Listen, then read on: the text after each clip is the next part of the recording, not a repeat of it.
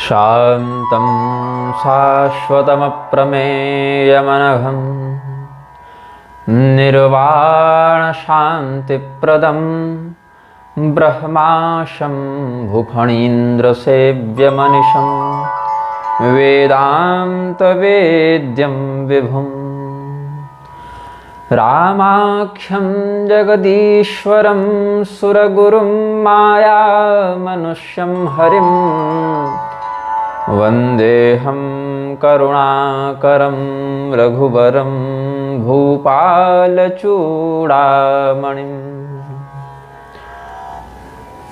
त्वां विघ्नशत्रुदलनेति च सुन्दरेति भक्तप्रियेति सुखदेति फलप्रदेति विद्याप्रदेत्यघहरेति च ये स्तुवन्ति तेभ्यो गणेशवरदो भव नित्यमेव। मन्दारमालाकुलितालकायैकपालमालाङ्कितशेखराय दिव्याम्बरायै च दिगम्बराय नमः शिवायै च नमः शिवाय। गोस्पदीकृतवारीशं मशकीकृतराक्षसं रामायणं महामालारत्नं वन्दे नीलात्मजम् अंजनानंदनं वीरं जानकी शोकनाशनं कपीशमक्षहंतारं वंदे लंकाभयंकरं।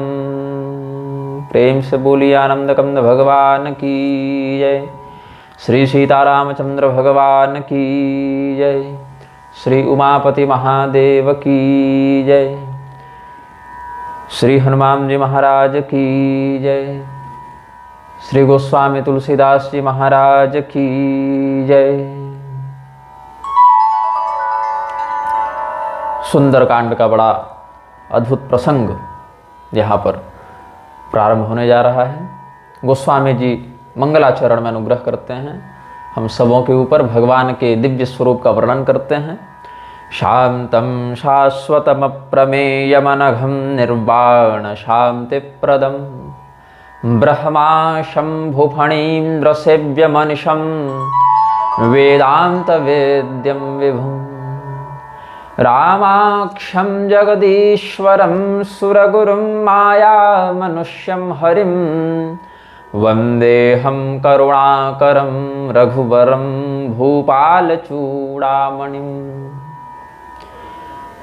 भगवान श्री रामचंद्र जी को प्रणाम किया। कैसे भगवान श्री रामचंद्र जी?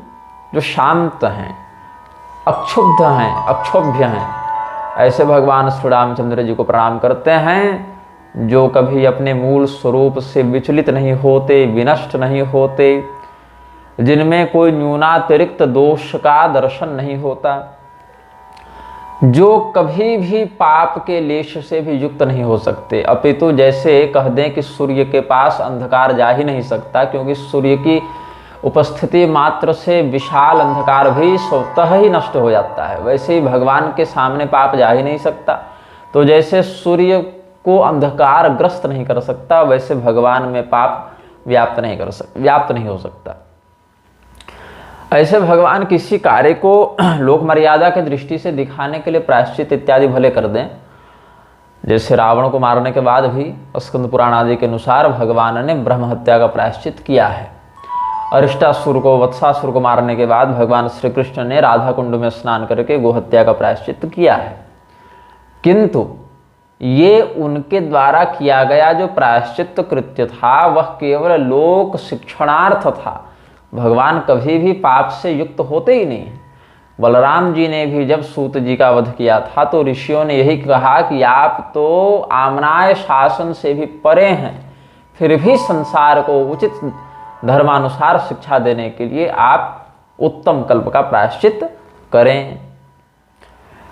बड़े बड़े देवता, ब्रह्मदेव, महादेव, शेषनाग जैसे बड़े बड़े देवता जिनकी सेवा करते हैं, वेदांत के द्वारा जिस ब्रह्म का चिंतन करते हैं मनीषीगण, वो ब्रह्म कौन है? तो वह ब्रह्म भगवान श्री रामचंद्र जी हैं।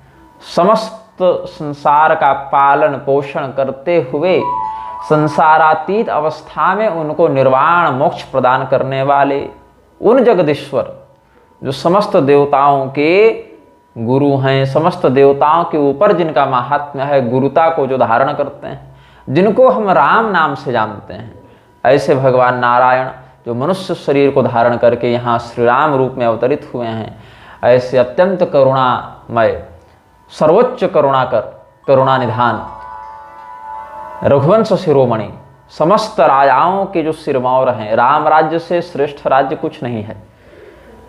समस्त कालों में, समस्त लोकों में सर्वोत्तम शासन को राम राज्य कहा जाता है। भगवान के शासन से श्रेष्ठ शासन, सब प्रकार से श्रेष्ठतम स्थिति को प्राप्त शासन कोई दूसरा नहीं, केवल राम राज्य है। वंदेहम करुणाकरम रघुवरम भूपाल चूड़ामणि नान्या स्पृहा रघुपते हृदये स्मदीये सत्यं वदामि च भवानखिलान्तरात्मा भक्तिं प्रयच्छ रघुपुंगवनिर्भरां मे कामादिदोषरहितं कुरु मानसं च। भगवान पहले कह चुके हैं, मोहि कपट छल छिद्रण भावा, जो निर्मल हृदय का व्यक्ति है वही मुझे प्राप्त कर सकता है, ऐसा भगवान बारंबार अनेकानेक प्रकरणों में बताए हैं।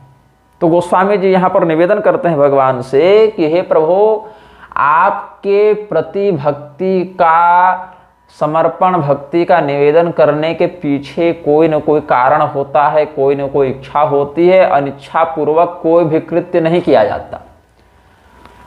आर्त भाव है, अर्थार्थी भाव है, जिज्ञासु भाव है। ज्ञानी तो भगवद रूप हो गया ना, लेकिन जहाँ पर भगवद रूपता प्राप्त नहीं हुई है, जहाँ पर साध्य साधन साधक में एकता नहीं हुई है, वहाँ पर तो यही त्रिविध भाव, अर्थार्थी और जिज्ञासु भाव बनेंगे। तो यहाँ मेरी जो बुद्धि है वह अर्थार्थिनी बुद्धि है। मुझे कुछ चाहिए आपसे, वह क्या चाहिए? तो स्वार्थ नहीं, लोकार्थ नहीं, परमार्थ चाहिए। तो परमार्थ वाला मैं अर्थार्थी हूँ, परमार्थार्थी भक्त मैं बन गया हूँ। तो भगवान के प्रति अपनी जो इच्छा है उसको गोस्वामी जी व्यक्त करते हैं कि मैं बिल्कुल हृदय से यह कह रहा हूँ। यद्यपि परमार्थार्थी भक्त जो है वह भी निष्काम ही होता है, तो गोस्वामी जी की ये इच्छा भी निष्काम कोटि में ही परिगणित होगी। सत्यम वदामि च भवान अखिलांतरात्मा। और इस वचन को व्यक्त करने से पूर्व गोस्वामी जी ने कहा है कि मैं जो कह रहा हूँ वो सत्य कह रहा हूँ।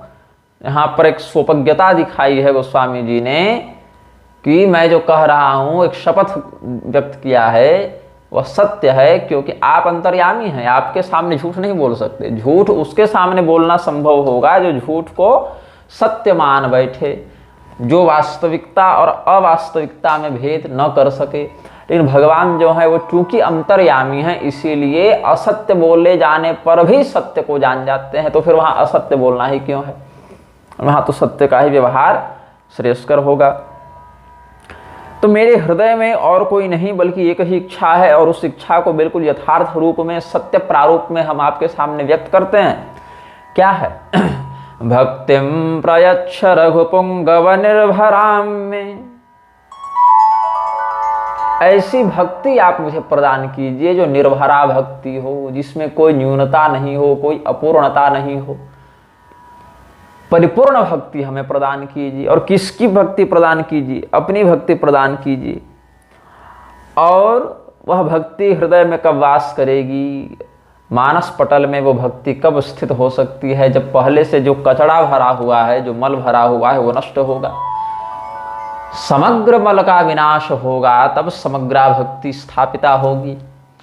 तो काम क्रोध आदि दोषों से, षड्रिपुओं से मेरा मन जो भरा हुआ है, जो आक्रांत है, पहले उसको निर्मल बनाइए। जब निर्मल मन होगा तब मैं आपको प्राप्त कर पाऊंगा, तब आपकी भक्ति उसमें स्थित हो पाएगी। भक्तिम प्रयच्छ रघुपुंगव निर्भराम में कामादि दोष रहितम कुरु मानसंच। इसके बाद गोस्वामी जी का अनुसरण किया है। इस पाठ में जो श्लोक है उसमें पाठ भेद कुछ कुछ मिलता है। कहीं कहीं हेम शैलाभदेहम भी है, हेम शैलाभदेहम, कहीं कहीं स्वर्ण शैलाभदेहम भी है, कहीं कहीं रघुपति प्रिय भक्तम है, कहीं कहीं रघुपति वरदूतम है। तो गीता प्रेस ने रघुपति प्रिय भक्तम छापा है, हेम शैलाभदेहम छापा है, और हमारे पास जो ये प्राचीन प्रति है उसमें स्वर्ण शैलाभदेहम है और एक रघुपति वरदूतम है। यद्यपि दोनों सही हैं, फिर भी छंद शास्त्र की दृष्टि से रघुपति वरदूतम वाला पाठ गण शुद्धि के दृष्टिकोण से मालिनी छंद के लक्षणों पर चिंतन करें तो हमको लग रहा है ये मालिनी ही होनी चाहिए। तो अतुलित बलधामम वाला जो श्लोक है उसकी मैं बात कर रहा हूं।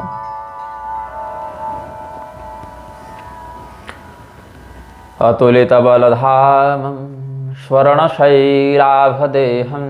धनुजवन कृशानं ज्ञानिनामग्रगण्यं सकलगुणनिधानं वानराणामधीशं रघुपतिवरदूतं वातजातं नमामि।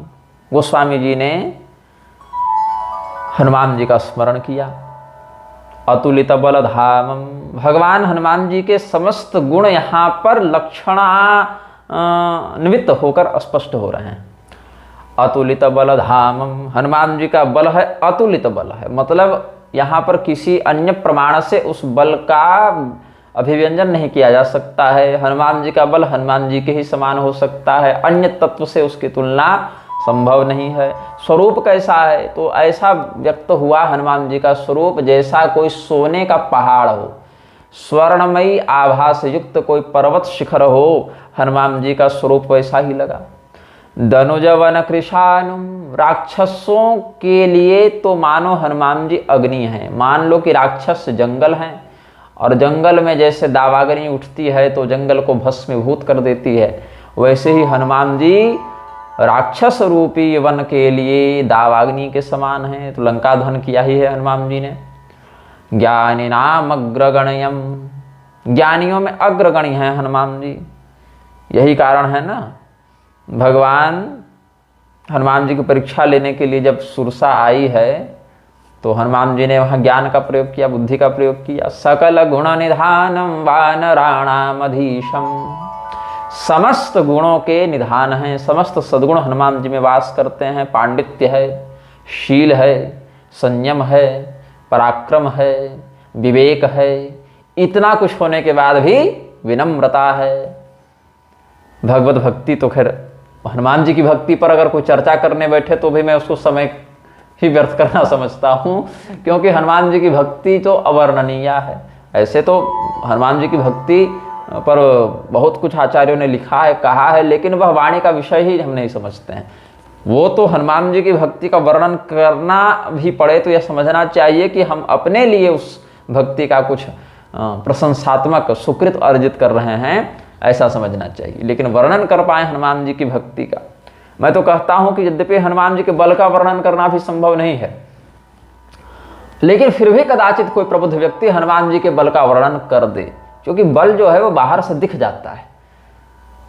बाहर उसका पराक्रम जो दिख रहा है, बल का जो बाहुल्य दिख रहा है कि हाँ इसको मार दिया, इसको पटक दिया, इसको उखाड़ दिया, तो वो कुछ अनुभव में आ भी सकता है कदाचित किसी प्रबुद्ध व्यक्ति को। लेकिन भक्ति तो बहुत आंतरिक विषय है, एकांतिक विषय है, इसीलिए हनुमान जी की भक्ति का तो वर्णन करना भी तत्वतः संभव नहीं है। तो हनुमान जी को यहाँ पर एक विशेषण से संबोधित किया है गोस्वामी जी ने, वानराणामधीशम, वानरों के आप स्वामी हैं। लेकिन वानर राज तो जब तक जीवित थे तब तक बाली थे, और अभी सुग्रीव हैं, और सुग्रीव जी के भी युवराज तो नहीं हैं हनुमान जी, युवराज तो अंगद हैं। तो वानराणामधीशम ऐसा क्यों कहा? इसीलिए कहा क्योंकि सुग्रीव जी का जो वानराधीशत्व है उसके पीछे हेतु कौन है? हनुमान जी। सुग्रीव जी तो ऋषमुख पर्वत पर शरणार्थी थे ना, वो तो हनुमान जी की कृपा हुई सुग्रीव जी पर। हनुमान जी के गुरु भाई हैं सुग्रीव जी, सुग्रीव जी सूर्य पुत्र हैं, हनुमान जी सूर्य शिष्य हैं। तो सूर्यदेव ने कहा था कि भाई मेरा जो बालक है सुग्रीव वो भी किमपुरुष योनि में ही है, वानराकृति में ही है, तुम उसकी रक्षा करना। तो हनुमान जी ने अपने गुरु जी के वचनों का अनुसरण करते हुए सुग्रीव जी की सदैव रक्षा की है, मानसिक रूप से, शारीरिक रूप से। हर प्रकार से उनका संरक्षण किया है। और भगवान से मिलाने में तो हनुमान जी ही निमित्त बने। पुनश्च सुग्रीव जी का जो प्रमाद था, राजा बनने के बाद सुग्रीव जी जो राम काज भूल गए थे, वहाँ भी सुग्रीव जी को राजमद से हटाकर रामकाज के प्रति सतर्क करने का कार्य हनुमान जी ने किया। नहीं तो लक्ष्मण जी तो आ गए थे धनुष चढ़ा के। तीसरे स्थान पर देखें तो अभी भी हनुमान जी के ही कारण सुग्रीव जी का काम बनने वाला है। भगवान श्री रामचंद्र जी के सामने सीता जी की खोज कराने का जो वचन दिया है सुग्रीव जी ने, तो सुग्रीव जी का यह वचन कैसे पूरा होगा जब हनुमान जी वहां पर इस महान कार्य को सिद्ध करेंगे। तो कुल मिला के सुग्रीव जी राजा हैं, लेकिन उस राजा का समस्त कार्य हनुमान जी के हाथों में है। हनुमान जी के ही कारण वो सारे कार्य सफल होते हैं, हनुमान जी के ही कारण उनका राज्य निर्बाध रूप से चलता है। इसीलिए हनुमान जी को वानराणाम अधीशम कहा। मर्कटेश शब्द आया है हनुमान जी के लिए। प्लवंगमाधिप ये भी शब्द आया है। रघुपति वरदूतम वात जातम नमामि। वात कहते हैं वायु को, वायु पवन, पवन पुत्र कहते हैं। तो वात जात मतलब वायु से जो उत्पन्न हुए हों, वायुपुत्र हों। तो भगवान शिव के तेज को अंजना जी के गर्भ में स्थानांतरित करने का कार्य वायुदेव ने किया था। शिव पुराण देखें, पराशर संहिता देखें तो ये सब विषय स्पष्ट होते हैं कि भगवान शिव का तेज जब स्खलित हुआ तो वह वायु देवता के माध्यम से अंजना जी के अंदर प्रविष्ट हुआ है। इसीलिए ये जो हनुमान जी हैं वो रुद्रावतार भी हैं और पवन पुत्र भी हैं। अच्छा, इसमें कुछ एक विडंबना हो जाती है। कुछ लोग हनुमान जी को मारुति नंदन भी कहते हैं, लेकिन मारुति नंदन नहीं है हनुमान जी। मारुति शब्द ही पवन पुत्र का पर्याय है। मरुत शब्द है, मरुत शब्द से मारुति बनता है। मरुत कहते हैं वायु को, तो वायुपुत्र मतलब मारुति। मारुति नंदन कह दें तो अर्थ हो जाएगा हनुमान जी का पुत्र। मारुति नंदन मतलब हनुमान जी नहीं, मारुति नंदन मतलब हनुमान जी का पुत्र मकर ध्वज। तो हनुमान जी का नाम है मारुति। मरुत वायु को कहते हैं, मरुत के पुत्र मारुति हनुमान जी, और मारुति के पुत्र मारुति नंदन। जैसे यशोदा जी के पुत्र यशोदानंदन, कौशल्या जी के पुत्र कौशल्यानंदन, अंजनानंदन भी नाम है ना हनुमान जी का। अंजनानंदनम वीरम जानकी शोकनाशनम कपीशमक्ष हंतारम वंदे लंका भयंकरम, उनकी स्तुति में कहते हैं। तो अंजनानंदन मतलब अंजना जी का पुत्र। वैसे ही मारुति नंदन, मारुति को आनंदित करने वाला कौन? मकरध्वज। तो हनुमान जी का ऐसा स्मरण किया। नवनिधियां भी हनुमान जी के पास हैं। अष्ट सिद्धि नवनिधि के दाता हनुमान जी को कहते हैं ना। महापद्मश्च पद्मश्च शंखो मकर कच्छपौ मुकुंद कुंद नीलाश्च खरवश्च निधयो नव। महापद्म, पद्म, शंख, मकर, कच्छप, मुकुंद, कुंद, नील और खरव, ये सब नवनिधियां हैं। और अष्ट सिद्धियां कौन हैं? अणिमा महिमा चैव गरिमा लघिमा तथा प्राप्ति प्राकाम्य में शीतम वसित्वम चाष्ट सिद्धयः। अणिमा मतलब छोटा हो जाना, महिमा मतलब बड़े हो जाना, गरिमा मतलब भारी हो जाना, लघिमा मतलब हल्का हो जाना, और प्राप्ति ही जिस वस्तु को कोई प्राप्त न कर सके उसको भी प्राप्त कर लेना, वहाँ तक पहुँच जाना। प्राकाम्य मतलब अपने हृदय की हर कामना में दैव व्यपाश्रय को प्राप्त कर लेना, और सबों पर शासन करना, ईशित्व, उनके आदेश को कोई ठुकरा न सके, स्वयं में ईश्वरत्व का भाव, वशित्व सबको अपने अंदर वश में कर लेना। यहाँ कहीं कहीं ईशित्व और वशित्व को एक मानकर परकाया प्रवेश को भी परकाया प्रवेशिता ऐसे करके भी कहते हैं। परकाया प्रवेशिता या कामावसायिता ऐसे भी शब्द आया है। कामावसायिता तो प्राकाम्य का ही अर्थ हो जाएगा। तो बहुत कुछ प्रकार हैं इनके। तो अणिमा कब हुई? अति लघु रूप धरेवु हनुमान, जब हनुमान जी ने बहुत छोटा रूप धारण किया। और महिमा कब हुई? बड़े कब हुए? कपि बढ़ी लाग आकाश, जब हनुमान जी लंका दहन के समय बड़े हुए हैं। और गरिमा भारी कब हुए? जेहि गिरि चरण दे हनुमंता, चले उसगा पाताल तुरंता। हल्के कब हुए? बहुत विशाल शरीर हो जाए तो भी अगर उसके पास लघिमा सिद्धि है तो हल्का लगेगा। देह विशाल परम हरुआई, मंदिर ते मंदिर चढ़ जाई।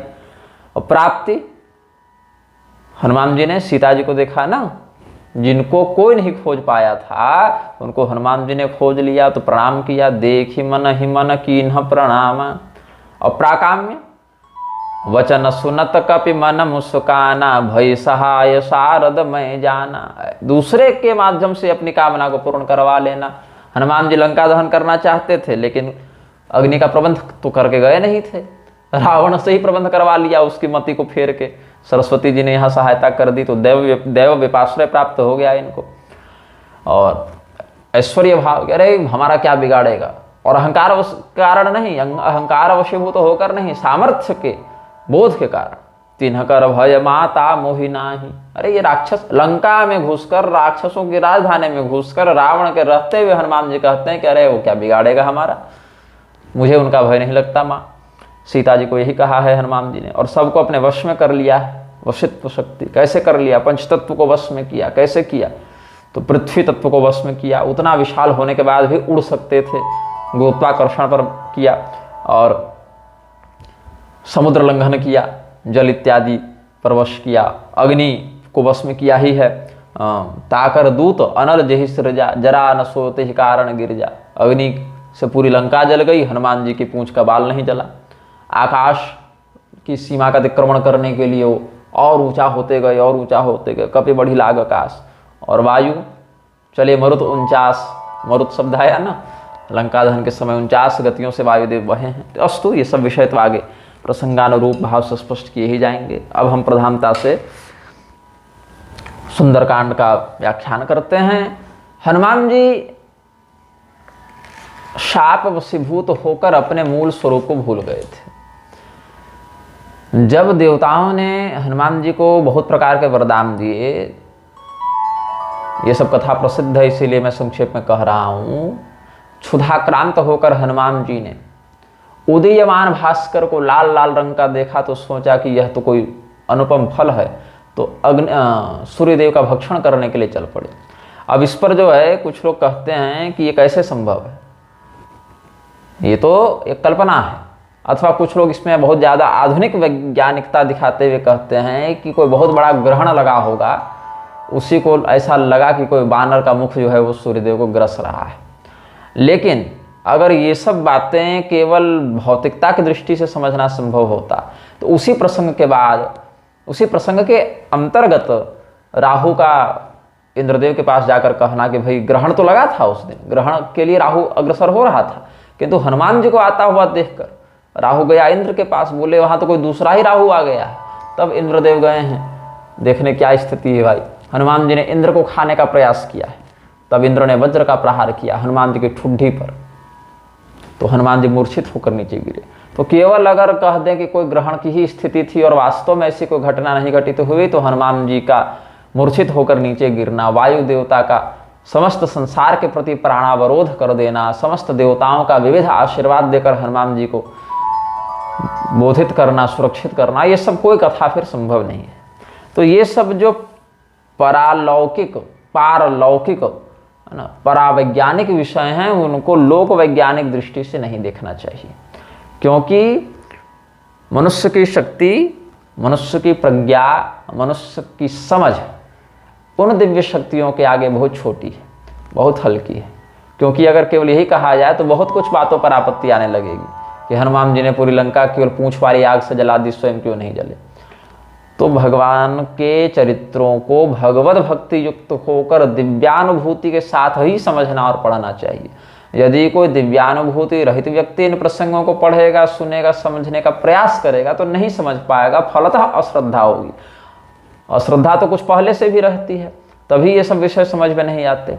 तो पहले से जो अश्रद्धा व्याप्त है वो और ज़्यादा बढ़ जाती है, अविश्वास होता है, नास्तिकता का प्रसारण होता है। तो वहाँ भगवत चरित्र में ही वह दोष बुद्धि देखने लग जाता है, दोष बुद्धि रखने लग जाता है। इसीलिए कहा ये सभी लोगों के लिए नहीं है, ये कथा सभी लोगों के लिए नहीं है। इस कथा के अधिकारी बड़े कम लोग हैं। इस कथा को सुनने वाले कुछ मिल भी जावे तो समझने वाले बड़े कम हैं, और समझने वाले मिल जावे तो समझाने वाले तो और कम हैं, है ना। तो इसीलिए इन सब विषयों में जो आजकल आधुनिकता वाले वैज्ञानिक फंसे रहते हैं कि नहीं ऐसा हुआ होगा, वैसा हुआ होगा, वो सब जो हैं अंततः विवेक बुद्धि से विचार करें तो नास्तिक ही सिद्ध होते हैं। तो जामवान जी ने बहुत दीर्घकाल से वानरों का मार्गदर्शन किया था। किमपुरुष योनि में ऋक्ष और वानर दोनों आए थे। तो ऋक्षराज का नाम था जाम्बवान और वानर राज का नाम था ऋक्ष रजा। इन दोनों शब्दों, ऋक्ष रजस शब्द है तो सु का वहाँ पर रजा व्यवहार होता है। तो इस बात पर आप ध्यान दीजिएगा, ऋक्ष रजा जो था वो व्यक्तिवाचक नाम है वानर राज का, और ऋक्ष राज जो थे उनका वास्तविक नाम था जाम्बवान। लेकिन जो ऋक्ष राजा वानर राज थे वो वानर और भालुओं के समष्टि राजा थे, और ऋक्षराज जामवंत जो थे वो व्यष्टि शासक थे। इसको ऐसे समझेंगे जैसे हनुमान जी, विभीषण जी जो हैं वो लंका के राजा हैं, राक्षसों के राजा हैं। तो राक्षसों के व्यष्टि शासक कौन हुए? विभीषण जी। और भगवान श्री रामचंद्र जी अयोध्या की गद्दी पर बैठकर पूरी पृथ्वी का शासन कर रहे हैं। तो राक्षस राज विभीषण जी किनके अधीन हुए? राम जी के अधीन हुए। तो राक्षसों की एक प्रजाति के राजा तो हैं विभीषण जी, लेकिन मूलतः वो किनके शासन के अंतर्गत कार्य करते हैं? राम जी के शासन के अंतर्गत कार्य करते हैं। वैसे ही भालुओं की जो किमपुरुष दिव्य प्रजाति थी, वो भालू नहीं थे, वो देवता थे, लेकिन दिखते भालू के समान थे। उनकी स्त्रियां अप्सराओं के समान दिखती थीं और पुरुष जो हैं वो भालुओं के समान दिखते थे। ये किमपुरुष नाम की एक दिव्य योनि होती है। तो वो किमपुरुष योनि के जो वृक्ष गण थे, भल्लुक गण थे, उनके शासक थे जाम्बवान जी, जो वानर राज ऋक्ष राजा के अंतर्गत कार्य करते थे। तो वही ऋक्ष राजा के पुत्र थे सुग्रीव और बाली। वही ऋक्ष राजा जब एक कुंड के प्रभाव के कारण स्त्री बन गए थे, उनकी सुंदरता को देखकर सूर्यदेव और इंद्रदेव का तेजस्खलन हुआ था। तो इंद्रदेव का वीर्य बालों पर गिरा था और सूर्यदेव का कंठ पर गिरा था। तो कंठ से सुग्रीव और बालों से बाली का प्रादुर्भाव हुआ था। ये सब कथा अन्यान्य रामायणों में वर्णित है। वाल्मीकि जी ने, वेदव्यास जी ने बहुत कुछ इस पर लिखा है, इसलिए हमने संक्षेप में आपको ये विषय बता दिया।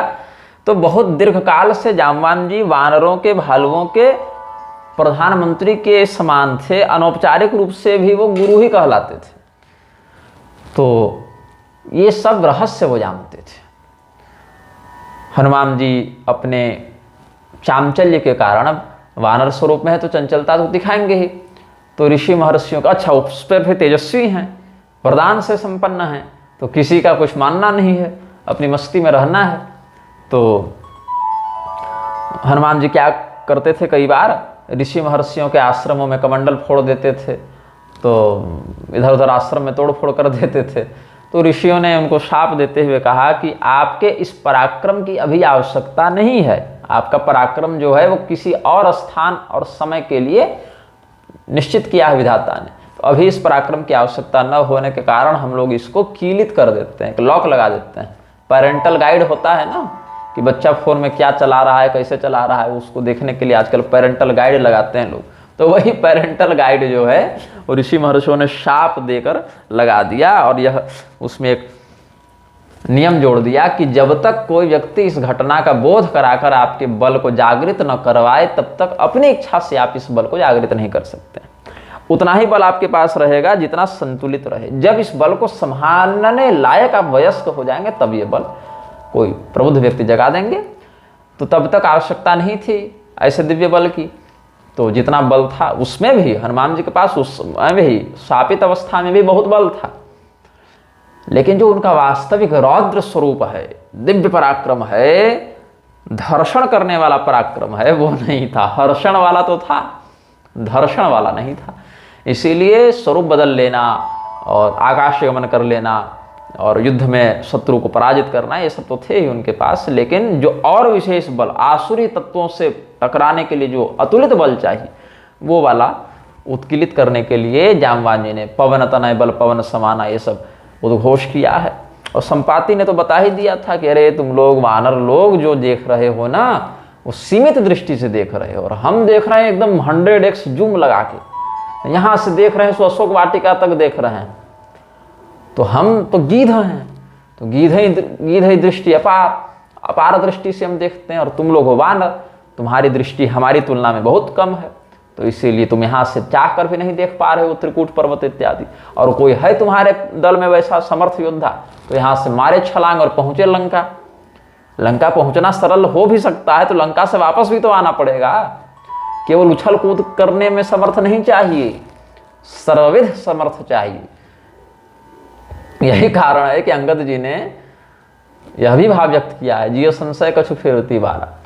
जाना ही केवल अगर उद्देश्य होता तो बहुत उपाय हो सकते थे, लेकिन जाना उद्देश्य नहीं है। जाना, खोजना, अगर आवश्यकता पड़े तो भिड़ना, वापस सुरक्षित आना, बहुत बड़ा काम था ना। तो इसीलिए हनुमान जी ही इस कार्य के लिए अद्वितीय कार्य साधक हो सकते थे। ये भी नहीं कि प्रधान तो अनेक विकल्पों में से एक सर्वश्रेष्ठ होता है, यहाँ तो विकल्प ही नहीं है। यही कारण है कि श्री रामचंद्र जी ने जो राम नामांकित मुद्रिका है वो हनुमान जी को ही दी है।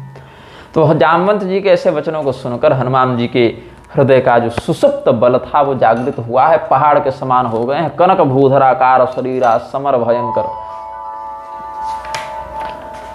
हाँ, अतिरण धीरा, बभूव पर्वताकार त्रिविक्रम वापर। हनुमान जी जब बड़े होने लगे तो लगा कि दूसरा वामन अवतार हो गया। लगता है फिर भूमि नापेंगे, लेकिन नापना नहीं था, केवल कहे थे जामवंत मैं पूछूं तो ही उचित सिखावन दीजिए मोहि। मैं आपसे पूछता हूँ, जो उचित है वो मुझे शिक्षा दीजिए। क्या करूँ मैं? रावण को मार डालूं, त्रिकूट पर्वत उखाड़ डालूं, लंका को समुद्र में फेंक डालूं, सीता जी को यहाँ ले आऊं, क्या करूं आप बताइए। जो सही है सो बताइए, करने में हम सब समर्थ हैं। सारा का सारा लिस्ट दे दिया हनुमान जी ने, सारी सूची बना दी कि जो इसमें है टिक मार दीजिए। जामवंत जी ने कहा उतना नहीं करना है, वो रावण का वध तो भगवान ही करें, यही मर्यादित भी है, यही शोभनीय भी है। आप तो बस जिस कार्य के लिए हम लोगों को कहा गया है स्वामी के द्वारा वो कार्य करें। सीता जी कहाँ हैं, कैसी हैं, और वहाँ शत्रुओं की क्या स्थिति है, इतना ही समझकर आप केवल समाचार ले आइए। उसके बाद तो हम लोग जाएंगे ही भगवान के साथ, फिर जिसको जिसको पीटना है पीटेंगे। तो भगवान के हाथों रावण का वध हो, भगवान के सेवकों के हाथ से सेवकों का वध हो, उधर रावण के सेवकों का वध हो, यही सब सही है। तो लोमश रामायण का आश्रय लेते हुए गोस्वामी जी ने लिखा है, जामवंत के वचन सुहाये, सुनि हनुमंत हृदय अति भाये। तब लगी मोहि परीखेहु तुम भाई, सहे दुख कंद मूल फल खाए। जब लगी आवों सीत ही देखी, होई ही काज मोहि हरस बिसेखी। यह कहनाए सबन कह माथा, चले वो हरसि धरे रघुनाथा।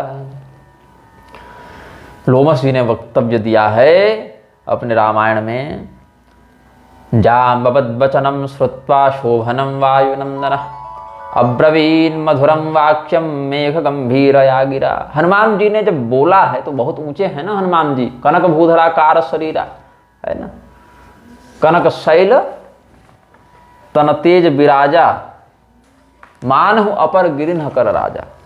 तो हनुमान जी ऊपर से बोल रहे हैं, जामवान जी नीचे से उत्तर दे रहे हैं। तो ऐसा लग रहा है हनुमान जी के वचनों को सुनकर जैसे कोई मेघ ऊपर से गर्जना कर रहा है, कोई बादल ऊपर से गरज रहा है। तो हनुमान जी ऊपर से कहते हैं कि जामवंत मैं आपसे पूछता हूँ मैं क्या करूँ। तो हनुमान जी के वचनों को सुनकर जामवंत जी ने उत्तर दिया है कि केवल आप सीता जी की विधि पूर्वक खोज खबर लेकर आ जाइए। हनुमान जी ने पुनः कहा ठीक है हम यही करते हैं, ये काम तो बड़ा सरल है अपेक्षाकृत। तो ऐसा करो हे भाई बंधु लोग, हे मित्रगणों, आप लोग यहीं पर रहिए समुद्र तट पर, जैसे अभी हैं वैसे ही रहिए, और बस हम यूं गए और यूं आए, 100 योजन तो है, ऐसे छलांग मार कर लांग जाएंगे हम। तो हनुमान जी सबों को धैर्य देते हुए, जगाते हुए कि अब लगभग मान लो कि काम बन गया, बस हम ऐसे गए और वैसे आए, बता दिया कि ये बात है। तो थोड़ा कष्ट है, अब वो कष्ट भी तुम लोग सह लेना और भूखे प्यासे कोई मत रहना, क्योंकि अनशन करने बैठे थे ये लोग ना। जो वानर गण थे वो क्या कह रहे थे, हम सब अनशन करके मर जाएंगे। बोले अब अनशन की आवश्यकता नहीं है, अब तो जो भी कंदमूल फल जिसको यहाँ उपलब्ध हो, खाने का मन हो, खूब खाओ पियो, कोई भूखे रहने की आवश्यकता नहीं है, सारा काम हम देख लेंगे। और मुझे अवश्य ऐसी प्रतीति हो रही है कि मेरा काम बनेगा। मेरे हृदय में स्वाभाविक हर्ष का उदय हो रहा है। जब तक मैं सीता जी को विधिपूर्वक देखकर भेंट मुलाकात करके नहीं आता हूँ, तब तक आप लोग यहीं रहिए। मेरा काम जो है वो अवश्य सफल होगा। भगवान हमारे हृदय में है, भगवान का यह कार्य निर्विघ्न रूप से पूर्ण होगा। ऐसा कह के हनुमान जी कहते हैं, दुखम सहित्वा भुक्त्वा च कंदमूल फलादिकं भ्रातरो मां प्रतीक्षध्वं तावद् यूयं दृढव्रता आगच्छेयं मुदा हृष्ट्वा यावज्जनक नंदिनीं। दृष्ट्वा होना चाहिए क्योंकि सीता ही देखी है ना अनुवाद इस श्लोक का। तो आगच्छेयं मुदा दृष्ट्वा यावज्जनक नंदिनीं भविष्यत्याशु कार्यं च हर्षं सूचयतीव मे। इत्युक्त्वा तान् नमस्कृत्य हर्षेण महतायुतः ध्यायं ध्यायं रघुश्रेष्ठं प्रजजौ दक्षिणां दिशं। हनुमान जी ने बारंबार अपने हृदय में श्री राम जी का ध्यान किया। समस्त वानरों से विधिपूर्वक मिले, प्रणाम किया सबको। जामवान जी हैं, बड़े हैं, युवराज हैं अंगद, और भी जो वरिष्ठ गण हैं सबको विधिपूर्वक अभिवादन से संतुष्ट करके फिर दक्षिण दिशा की ओर हनुमान जी ने प्रस्थान किया है। तो कैसे प्रस्थान किया? सुंदरम बहुधरम त्वेकमासिदब्धि तटे कपे ध्यात्वा पुनः पुनः रामं कौतुकादारुरोहतं ततो गरजद हरिवरो बलेन महतायुतः प्रस्थितो यत्र तत्त्वाङ्घ्रि सशैलो गाद्रशातलं यथा मोघा रामबाणास्तथैव हनुमान्ययौ। सिंधुतीर एक भूधर सुंदर कौतुक कूदि चढ़े उताऊ पर बार बार रघुबीर सम्हारे तरके वो पवन तनय बल भारी। जेहि गिर चरण दे हनुमंता चले वो सोगा पाताल तुरंता। जिमिय मोघ रघुपति कर बाणा एहि भांति चले वो हनुमाना। अब हनुमान जी के समुद्र लंघन से एक भ्रम उत्पन्न होता है। जो लोग समुद्र पार गमन का निषेध करते हैं उन लोगों के विरुद्ध ये विषय बहुत स्पष्टता से बताया जाता है कि तब तो तुम लोग हनुमान जी को भी कह दो कि गलत किए थे। तुम्हारे जैसे लोग उस समय होते तो राम जी को भी जाति से निकाल देते, देश से निकाल देते कि तुम पतित हो गए।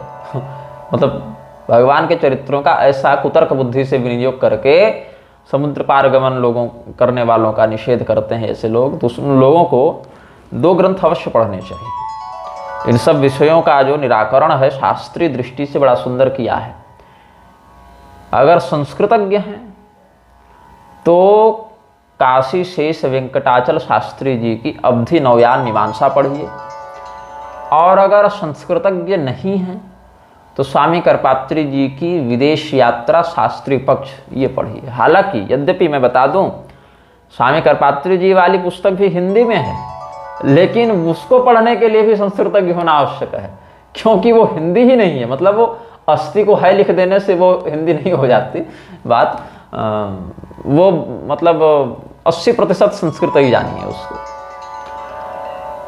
तो पूर्ण संस्कृत अगर जानना है तो अवधि नवयान मीमांसा पढ़िए काशी शेष वेंकटाचल शास्त्री जी की, और नहीं तो स्वामी ये काशी शेष वेंकटाचल जी की जो पुस्तक है वो हमको लगता है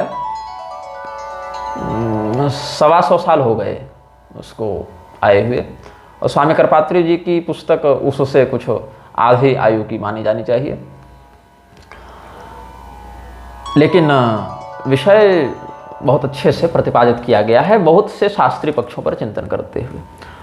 तो यहाँ हनुमान जी जो है ना वो मनुष्य नहीं है, हनुमान जी किम पुरुष हैं।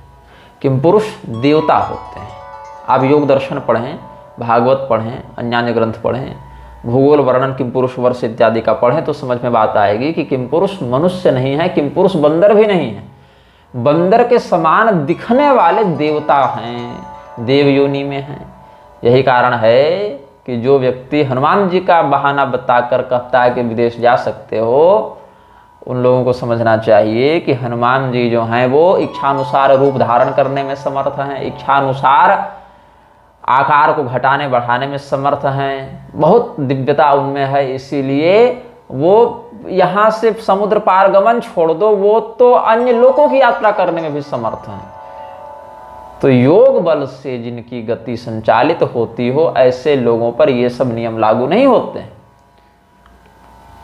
क्योंकि हनुमान जी की बात की विषयों में भी तुलना की जावे तो हनुमान जी ने और भी बहुत से अमानुषी कृत्य ऐसे कर दिए हैं, जैसे पाताल गमन, तो लोग पाताल को अमेरिका घोषित कर देंगे, और सीना फाड़ने वाली बात को व्यंजना में कह देंगे कि अरे वो तो एक मतलब भाव व्यक्त कर दिया।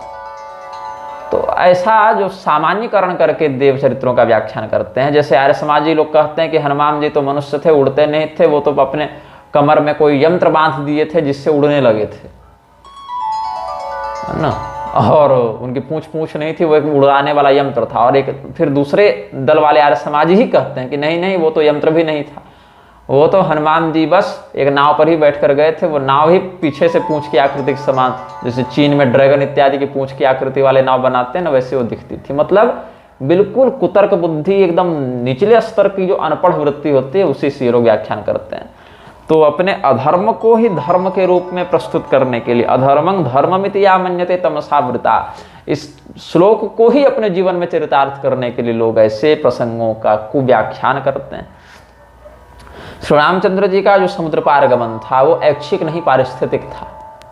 पारिस्थितिक क्यों था? क्योंकि सीता जी का अपहरण करके जब रावण ले गया तो सीता जी को वहां पर जाकर ही लाना संभव था, विधिपूर्वक वहां पर जाकर आक्रमण करके लाना ही विकल्प था, क्योंकि रावण अपनी इच्छा से तो जमा करता नहीं सीता जी को वहां, यहाँ राम जी की शरण में अगर लाकर जमा कर ही देता रावण तो युद्ध ही नहीं होता। लेकिन रावण ऐसा नहीं करता, इसीलिए वहां जाकर ये काम करना पड़ा भगवान को।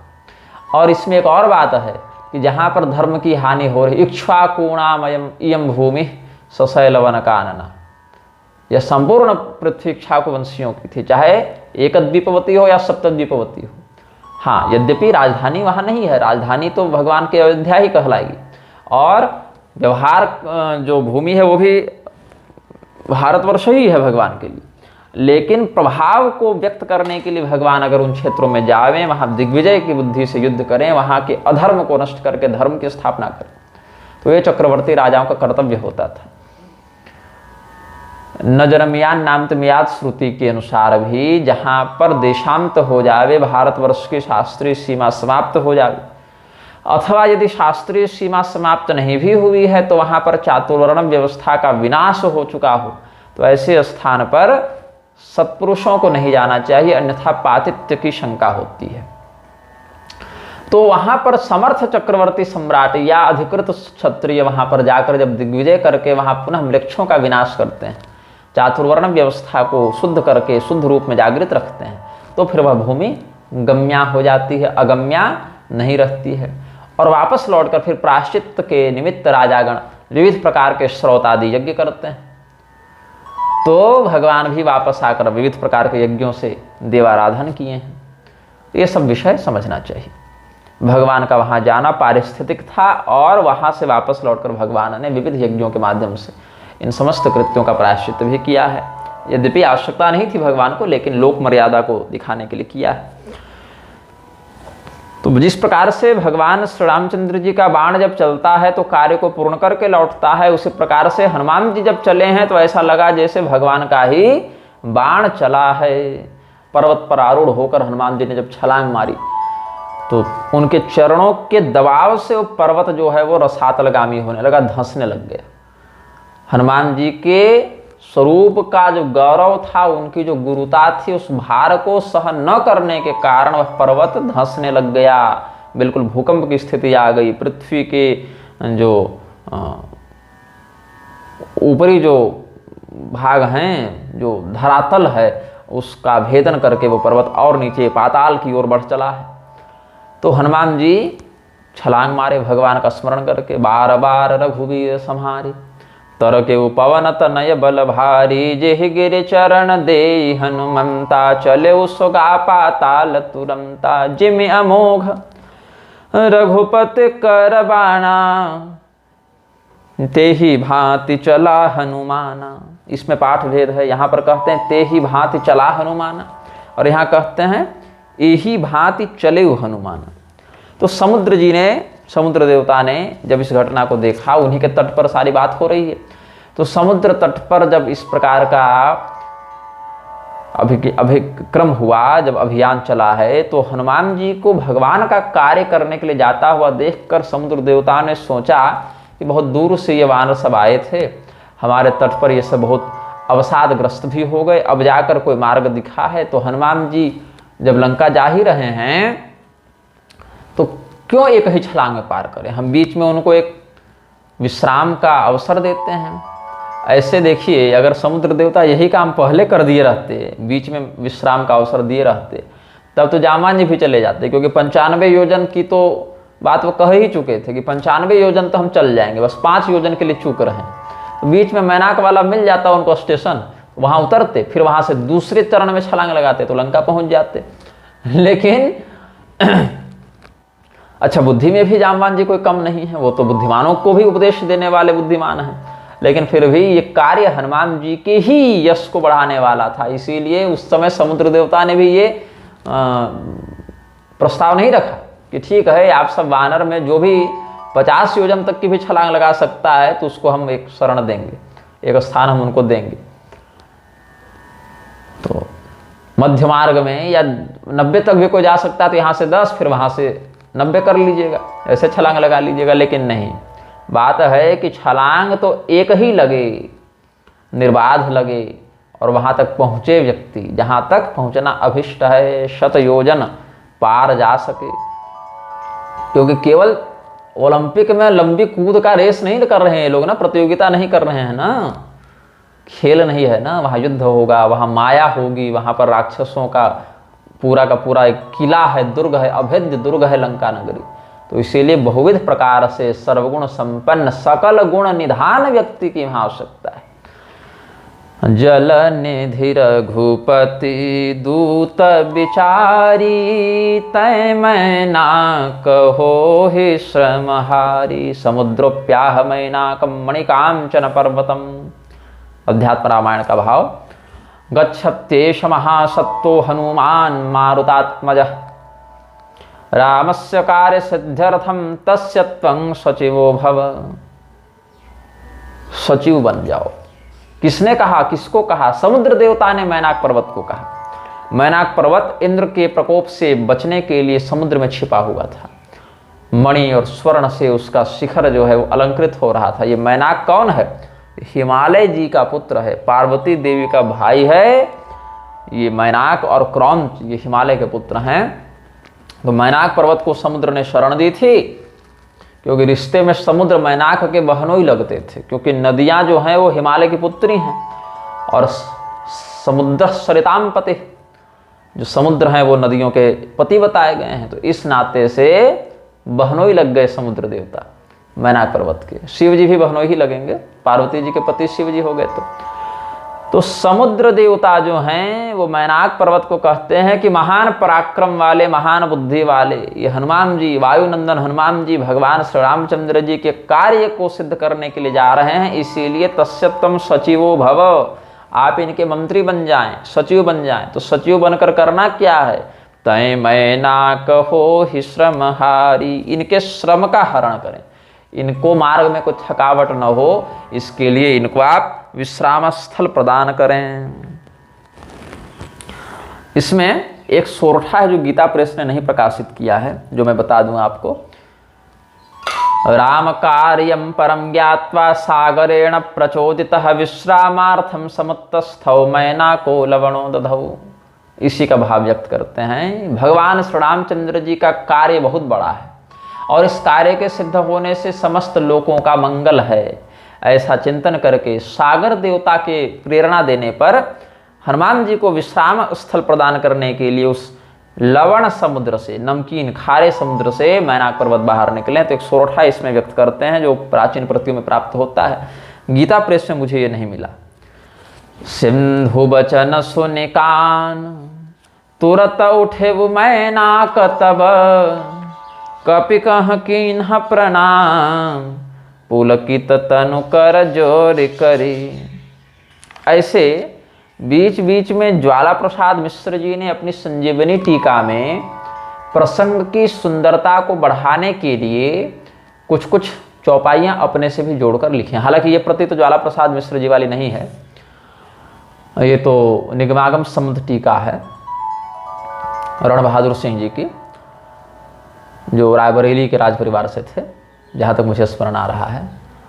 तो गोस्वामी तुलसीदास जी के प्रसंगों के मध्य में जहाँ पर ज्वाला प्रसाद मिश्र जी ने संजीवनी टीका वाले चौपाइयों को लिखा है, वहाँ स्पष्ट बता दिया है कि ये सारी चौपाइयाँ जो हैं वो गोस्वामी जी वाली नहीं है, ये तो प्रसंग में और भी रामायणों का आश्रय लेकर सौंदर्य को बढ़ाने के लिए या प्रसंग को स्पष्ट करने के लिए हमने लिखा है। लेकिन ये गोस्वामी जी की मूल चौपाइयाँ हैं और ये हमने अलग से लिखा है, ये वहाँ स्पष्ट कर दिया है। लेकिन ऐसे विषय इस टीका में प्राप्त नहीं है जो मैं अभी आपको बता रहा हूँ। यहाँ पर गोस्वामी जी के ही द्वारा लिखे गए प्रारूप में ये सब वर्णित हैं, तो इसीलिए यहाँ ये भी नहीं कह सकते कि इसको स्वयं से जोड़कर लिख दिया। सिंधु वचन सुनिका तुरत उठे वो मैनाक तब, कपि कह कीन्ह प्रणाम पुलकित तनु कर जोर करी। हनुमान ते ही परसा कर पुण्य कीन्ह प्रणाम, राम काज कीन्हे बिनु मोह कहाँ विश्राम। और इसमें जो चरण पूर्ति है वो कैसे है, पाद पूर्ति है, वो इस पाठ में कहते हैं हनुमान ते ही परस कर पुनि ते ही कीन्ह प्रणाम, राम काज कीन्हे बिना मोह कहाँ विश्राम, ऐसे पढ़ाएगा। और गीता प्रेस वाली प्रति में परसी पर ही चरणांत हो रहा है, हनुमान ते ही परसा कर पुनि कीन्ह प्रणाम, और यहाँ हनुमान ते ही परसी कर पुनि ते ही कीन्ह प्रणाम। तो ये कुछ पाठ भेद मुझे दिखने को आए तो मैंने आपको बता दिया। अस्तु दोनों बात सही है, आप जिस भी परंपरा से सुंदरकांड पढ़ते हैं वो पूर्ण ही है, वो शुद्ध ही है। तदा तम हनुमानाह राम कार्ये न मे श्रम, मैनाकस्तं पुनः प्राह स्वस्पर्शात् पावयस्वमां, तथेति स्पृष्ट शिखरः कराग्रेण ययौ कपिः। जब हनुमान जी ने देखा कि ये क्या उठ रहा है भाई मार्ग में, कहीं कोई विघ्न तो नहीं है, कहीं कोई बाधा तो नहीं है, तो हनुमान जी ने मन बना लिया एक आध मुक्का दे दूंगा इसको। अंगद जी की लात और हनुमान जी का मुक्का, ये बड़ा जोर लगता है। गही भूमि पारियो लात मारियो, बाली सुत प्रभु पही गयो, और मुठिका आते ही महाकपि हनि। तो हनुमान जी का मुक्का और अंगद जी की लात जिस पर पड़ जावे उसकी कुंडलिनी सातों चक्र फाड़ के उड़ जाती है। तो हनुमान जी ने अपनी मुष्टिका बांध ली कि दे देंगे एक आध मुट्ठी इसको, एक आध भूसा लगा दूं। तो मैनाक ने कहा कि मैं शत्रु नहीं हूं, मैं तो आपका सेवक हूं, जैसे आप श्री रामचंद्र जी का काम करने जा रहे हैं वैसे हम भी आपका काम इसमें सुगम हो जाए, सरल हो जाए, ऐसी कुछ सेवा देना चाहते हैं। तो हनुमान जी ने कहा कि देखो मुझे थकावट तो लग नहीं रही कि मैं यहाँ विश्राम करूं, ऊपर से विश्राम का समय भी नहीं है, तो इसीलिए आपके भाव का हम समादर करते हैं। और मैनाक ने कहा कि जब आप इधर से जा ही रहे हैं तो रुकिएगा न सही, लेकिन कम से कम छू लीजिए भर हमको, तो हमको भी लगेगा कि हमने कुछ सेवा कर दी। हनुमान जी ने कहा चलो ठीक है। तो तथेत स्पृष्ट शिखर कराग्रेण ययौ कपि, मैनाक ने कहा कि आपके स्पर्श से हम पवित्र हो जाएंगे प्रभु। तो मैनाकस्तम पुनः प्राह स्वस्पर्शात् पावयस्वमां, अपने स्पर्श से आप मुझे पवित्र कर दें, ऐसा जब मैनाक ने अनुरोध किया है तो हनुमान जी ने कहा चलो इतना तो हम कर ही सकते हैं। उड़ते उड़ते ऐसे छूकर हनुमान जी मैनाक का सम्मान करते हुए आगे बढ़े। जात पवन सुत देवन देखा, जान कहूँ बल बुद्धि विशेखा। अब हनुमान जी जब आगे बढ़े तो देवताओं को चिंता हो गई, क्योंकि रावण की लंका में ऐसा घुसपैठ करने का साहस किसी ने अभी तक नहीं किया था। रावण की जो लंका नगरी है वो दुर्भेद्य है, उसको इस प्रकार से ध्वस्त करना संभव नहीं है। रावण की स्वीकृति के बिना, जानकारी के बिना, अनुमति के बिना कोई लंका में घुस नहीं सकता, और कदाचित यदि प्रवेश कर भी जाए तो सुरक्षित निकल नहीं सकता। और हनुमान जी में जो दिव्य बल है, दिव्य बुद्धि है, वो अभी अभी जागृत हुई है। जामवंत जी ने अभी अभी उनको चेताया है, तो उनके जो सुसुप्त बल पराक्रम इत्यादि के चमत्कार थे, वरदान थे, वो सब अभी अभी जगे हैं। तो हनुमान जी उन समस्त शक्तियों का प्रयोग करने में समर्थ हैं कि नहीं है? क्योंकि कई बार क्या होता है कि कोई बहुत अच्छा योद्धा रहा हो लेकिन 10-20 साल से युद्धाभ्यास नहीं किया हो, तो उसको थोड़ा तैयार होने में समय लगता है। अब कोई धनुर्धर है, 10 साल से धनुष बाण पकड़ा ही नहीं, कोई बहुत अच्छा संगीतज्ञ है, 10 साल से आलाप लगाया ही नहीं, जैसे हम लोग हो गए, संगीत पर पर्याप्त परिश्रम किए लेकिन समयाभाव के कारण अभ्यास छूटता गया। तो बाद में विषय तो पता है, स्वर कैसे लगेगा, लेकिन अभ्यास के कारण, अभ्यास की कमी के कारण वह जितने सुंदरता से, जितनी कुशलता से निखरना चाहिए उतना नहीं हो पाता। तो उसको फिर से एक बार अभ्यास की आवश्यकता पड़ती है। हालांकि नौसिखिए के समान नहीं करना पड़ता, लेकिन फिर भी कुछ समय लगता है। तो हनुमान जी तो अभ्यास भी नहीं किए हैं अपने बल बुद्धि का, तो ये बल और बुद्धि उनमें जो है वो अभ्यास के साथ युक्त है कि अनभ्यास के कारण वह विद्या विषतुल्या हो गई है। तो ये जानकारी चाहिए ना देवताओं को, इनके विशेष बल बुद्धि को हम जानें, क्योंकि सामान्य बल बुद्धि तो इनकी हम देखते ही आ रहे थे, लेकिन अभी जो बल बुद्धि इनको प्राप्त हुई है, पहले वाली जो सोई हुई बुद्धि थी, सोया हुआ बल था, वो जब जागृत हुआ है, विशेष वाला जो जागृत हुआ है, तो उसको हम कैसे जानें, इसकी परीक्षा कैसे हो? दृष्ट्वा नीलसुतं देवा गच्छन्तं वायुवेगतः परीक्षणार्थं सत्वस्य वानरस्य मिथो ब्रुवन् गच्छत्येष महासत्तो वानरो वायुविक्रमः लंकां प्रवेष्टुं शक्तो वा न वा जानीमहे बलम्। उनके बल बुद्धि का परीक्षण करने के लिए देवताओं ने एक बैठक की कि वायुदेव के ही पुत्र, ये वायु के समान विक्रम वाले महाबली वानर राज, वानर श्रेष्ठ हनुमान जा रहे हैं, तो ये लंका में प्रवेश कर भी पाएंगे कि नहीं? लंकां प्रवेष्टुं शक्तो वा न वा जानीमहे बलम्। तो सर्पों की माता जो हैं सुरसा देवी, जो नागों की माता हैं, नाग और सर्प में जो है कुछ भेद है, लेकिन वो भेद क्या है, ये इस पर आचार्यों में बड़ा मतभेद है। ठीक है,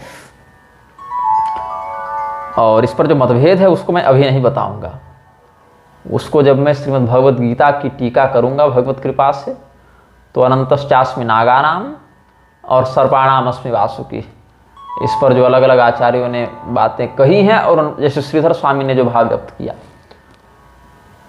और रामानुजाचार्य जी ने जो भाव व्यक्त किया, या और भी अन्य लोगों ने जो भाव व्यक्त किया, उसमें क्या शास्त्रीय समर्थन प्राप्त हो सकता है या क्या शास्त्रीय आपत्ति प्राप्त हो सकती है, इसको लेकर अभी हम चर्चा करने बैठेंगे तो विषयांतर हो जाएगा।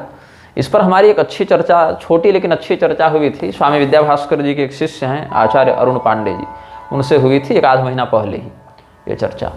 तो ठीक है, जब हम इस विषय पर कभी अलग से बात करेंगे तो बोल देंगे, लेकिन यहाँ पर यह चिंतनीय है कि शास्त्रों में सर्प और नाग बहुत स्थानों पर पर्याय के रूप में भी आए हैं और कहीं कहीं प्रभेद के रूप में भी आए हैं, मतलब अलग रूप में और एक रूप में, दोनों रूप में आए हैं। तो हम यहाँ पर एक मानकर ही चलेंगे। तो अहि शब्द से सर्प और अहि शब्द से नाग दोनों का बोध होता है। यहाँ पर गोस्वामी जी लिखते हैं, सुरसा नाम अहिन के माता पठइन्हि आई कही ते ही बाता। जो सर्पों की माता, नागों की माता सुरसा हैं, वो जहाँ तक मुझे स्मरण आ रहा है सुरसा जी दाक्षायणी भी हैं, दक्षपुत्री भी हैं। तो सुरसा जी आई हैं देवताओं के द्वारा भेजे जाने पर, हनुमान जी के पास आई। एवं विचार्य नागा नाम मातरम सुरसाभिधाम अब्रवीत देवता वृंदः कौतूहल समन्वितः गच्छत्वं वा नरेन्द्रस्य किंचिद विघ्नं समाचर ज्ञात्वा तस्य बलं बुद्धिं पुनरेहित्वरान्विता इत्युक्त्वा सा जजौ शीघ्रं हनुमद् विघ्न कारणात् आवृत्य मार्गं पुरतः स्थित्वा वानरमब्रवीत्।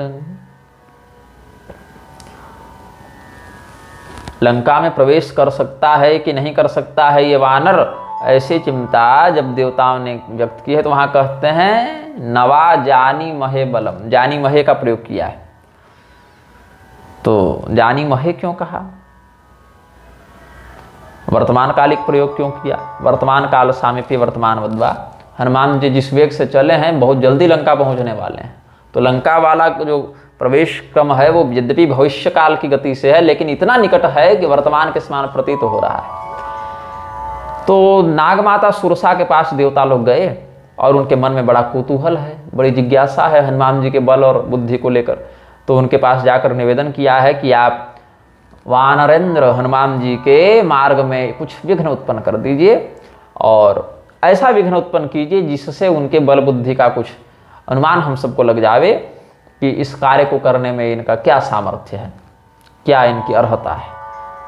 तो हनुमान जी के सामने मार्ग में एक विघ्न का विस्तार करती हुई सुरसा देवी प्रकट हुई हैं और कहती हैं, आज सुरन मोहि दीन आहारा, सुनत बचन कह पवन कुमारा, राम काज करि फिर मैं आवऊँ, सीता कै सुधि प्रभु ही सुनावऊँ, तब तब बदन पैठी हूँ आई, सत्य कहूँ मोहि जान दे माई, कवन हूँ जतन दे नहीं जाना, ग्रस से न मोहे कहे हनुमाना। क्या कहा सुरसा देवी ने, हे महान बुद्धि वाले वानर, आओ तो जरा मेरे मुख में घुस जाओ। हनुमान जी ने कहा, क्यों? तुम्हारे मुंह में घुसने से ही लंका का मार्ग पता चलता है क्या? वो एक गुफा में घुसे थे तो स्वयं प्रभा देवी मिली थी। यही गेटवे ऑफ लंका है क्या? गेटवे ऑफ इंडिया तो अलग है, वही स्मरण हो गया। गेटवे ऑफ लंका यही है क्या? एहि में वदनम शीघ्रम प्रविशस्व महामते, हे महान बुद्धि वाले वानर मेरे मुख में घुस जाओ। क्यों घुस जाओ भाई? इसीलिए घुस जाओ क्योंकि यही विधि का विधान है। अच्छा, कैसे विधि का विधान है? इससे क्या होगा? बोले इससे होगा कुछ नहीं। क्या इससे मैं लंका पहुंच जाऊंगा? बोले नहीं। क्या इससे मुझे सीता जी का दर्शन हो जाएगा? बोले नहीं। तो होगा क्या? बोले मेरी भूख मिटेगी, यही होगा। बोले अच्छा, ये अपने चक्कर में हैं। एहि में वदनम शीघ्रम प्रविशस्व महामते, देवैस्त्वं कल्पितो भक्ष क्षुधा संपीड़ितात्मना। मुझे बड़ी भूख लग रही थी तो मैंने देवताओं से पूछा कि मैं क्या खाऊं, तो देवताओं ने तुम्हारा पता बता दिया कि उसी को खा जाओ। देवस्त्वं कल्पितो भक्ष क्षुधा संपीड़ितात्मना, तामाह हनुमान मातरहं रामस्य शासनात्, गच्छामि जानकीं द्रष्टुं पुनरागम्य सत्वरः, रामाय कुशलं तस्याः कथयित्वा त्वदाननं, निवेक्ष्ये देहि मे मार्गं सुरसायै नमोस्तुते। हनुमान जी ने कहा, हे नागों की माता सुरसा, हम आपको प्रणाम करते हैं। सुरसा देवी को नमस्कार है, लेकिन समस्या है कि हम अभी आपके इस आदेश की पूर्ति नहीं कर सकते। आपने जो आदेश दिया ना कि एहि में वदनम शीघ्रम प्रविशस्व महामते, तो हम उसको पूर्ण नहीं कर सकते क्योंकि अभी मैं किसी और काम में लगा हुआ हूँ, किसी और के आदेश का पालन करने में लगा हूँ। तो आपके आदेश का पालन कैसे कर पाऊंगा? तो एक बार वो आदेश पूरा हो जावे तब आपके आदेश का भी पालन करूंगा। तो वो आदेश क्या है? आदेश ये है कि मैं भगवती जानकी जी का दर्शन करने के लिए जा रहा हूँ और उनका दर्शन करके राम जी को वापस उनकी खबर भी पहुँचानी है। तो उनकी कुशल क्षेम राम जी को बता दूं एक बार, पहले यहाँ से लंका पहुँच जाऊँ, सीता जी से मिल लूँ, हाल समाचार जान लूँ, फिर राम जी को जाकर उनकी कुशल बता दूं। उसके बाद मैं आपके मुख में घुस जाऊँगा। मैं आपको प्रणाम करता हूँ, बिल्कुल सच्ची बात कहता हूँ। इत्युक्त्वा पुनरेवाह सुरसा क्षुधितास्म्यहं, प्रविश्य गच्छ मे वक्त्रं नो चेत् त्वां भक्षयाम्यहम्, इत्युक्तो हनुमानाह मुखं शीघ्रं विदारय।